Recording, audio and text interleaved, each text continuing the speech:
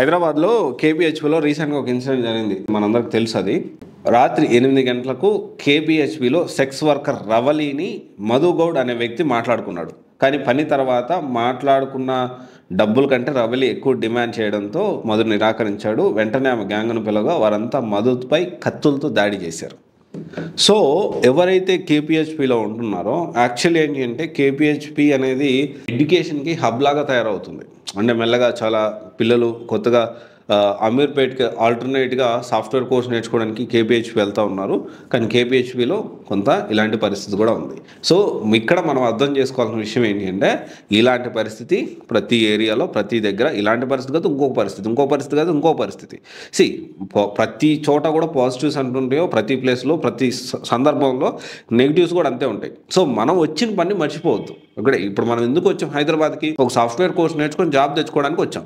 Job తెచ్చుకొని Madhapur Gachibowli shift అయ్యి అక్కడ ఎంతకంటే ఎక్కువ ఉండొచ్చు, డబ్బులు వచ్చాయి కదా అని చెప్పి అక్కడ వేరే జలసాలు ఉంటాయి. జనరల్గా సాఫ్ట్వేర్ వాళ్ళు చాలా మంది పేరు గొప్ప ఊరు దెబ్బ అన్నట్టు సాఫ్ట్వేర్ జీతాలు చూస్తే 15 లక్షలు 20 లక్షల ప్యాకేజీలు వస్తాయి. అరే నెల తిరిగేసరికి చూసుకుంటే ఫస్ట్ 10 రోజులు కూడా కాదు, 3-4 రోజులే వాళ్ళ దగ్గర డబ్బులు కలకలాడతాయి. 3-4 రోజులు దాటితే డబ్బులు చేతిలో ఉండవు, ఏముండవు. అండ్ తర్వాత అప్పులు ఈఎంఐలు అదని ఇదని, వీకెండ్ అయితే పబ్బులు, ఇలాంటి పరిస్థితులు ఉన్నాయి. కానీ ఇక్కడ ఇదే ప్లేస్లో కొంతమంది జాగ్రత్తగా సాఫ్ట్వేర్ జాబ్ చేసుకుంటూ మంచిగా లైఫ్లో సెటిల్ అయిన వాళ్ళు కూడా చాలామంది ఉన్నారు. అన్వాంటెడ్ వేస్ట్ ఖర్చులు అవి పెట్టుకోకుండా.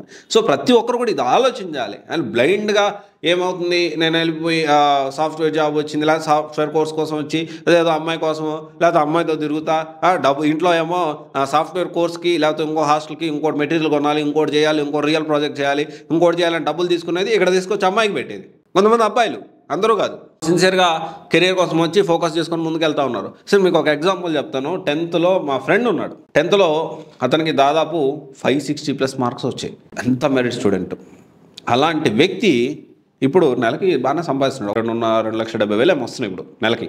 ఇప్పుడు ఎట్ ప్రజెంట్ గురించి మాట్లాడుతున్నా. హీఈస్ లివింగ్ ఇన్ మాదాపూర్ దగ్గరలో ఉంటున్నాడు. ఇప్పుడు మనకి ఓన్ ఫ్లాట్ ఉంది. సో వెల్ సెటిల్డ్ ఫినాన్షియల్గా. కానీ రైట్ డైరెక్షన్లో వెళ్ళకపోవడం వల్ల పర్సనల్ లైఫ్ అనేది లేదు. ఇంకా తెలివిగా సమయస్ఫూర్తితోటి ఎలా ముందుకెళ్ళాలి, ఏం చేయాలని ఆలోచించాలి.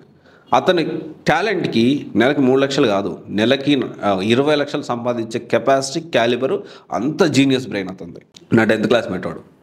బట్ స్టిల్ ఏదో బతుకుతున్నామంటే బతుకుతున్నాము అని జాబ్ చేసుకుంటూ ఉంటాడు. పొద్దున్న లేచిన కాడి నుంచి అటు తిరగడం ఇటు తిరగడం, తాగడం, ఏదో ఒక వైబ్లో ఒక ట్రాన్స్లో ఉంటున్నాడు. సో ఎవరితో ఏం ప్రపంచంతో సంబంధం లేకుండా ఏదో బతుకుతూ ఉన్నాడు. సో ఇక్కడ మనం అర్థం చేసుకోవాలి, ఎప్పుడు మనం వచ్చిన పని ఏంటి, దాని పర్పస్తో మనం ముందుకు వెళ్ళాలి. అండ్ ఏది చేసినా కానీ ఒక లిమిటేషన్ ఉంటుంది. లిమిట్ దాటకుండా చూసుకోవాల్సిన అవసరం ఎంతైనా ఉంది. ఇది ఒకసారి ఆలోచన చేసి సో దాన్ని బట్టి ఈ హైదరాబాద్లో ఎక్కడ కోచింగ్ జాయిన్ అయినా అమీర్పేట్లో కానీ కేపీహెచ్పిలో కానీ సో జాగ్రత్తగా ఉండాల్సిన అవసరం ఉంది. కేపీహెచ్లో ఇలా జరిగింది, ఇలా జరుగుతుంది. సో జాగ్రత్తగా ఉండండి. Thank you.